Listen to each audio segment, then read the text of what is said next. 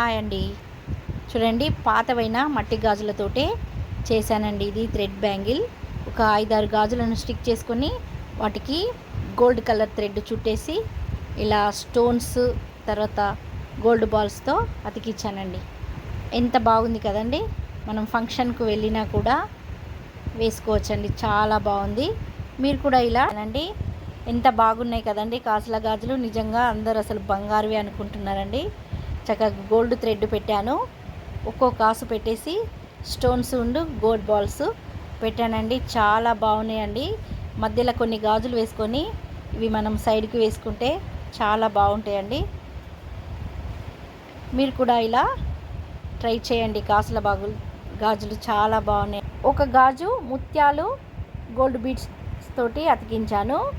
మరి ఒక గాజు ముత్యాలు గోల్డ్ బీడ్స్ తర్వాత స్టోన్స్ కూడా పెట్టాను. ఈ విధంగా 2 విధాలుగా మనము ఎలా కావాలంటే అలా చేసుకోవచ్చండి. నేను రెండు మట్టి గాజులు పెట్టేసి థ్రెడ్ చుట్టేసి ఇలా ముత్యాలు స్టిక్ చేశానండి. ఎంత బాగున్నాయి కదండి. ఒక్క బ్యాంగిల్ వేసుకున్నా కూడా మనకు చెయ్యి నిండుగా ఉంటుంది ముత్యాల గాజులు.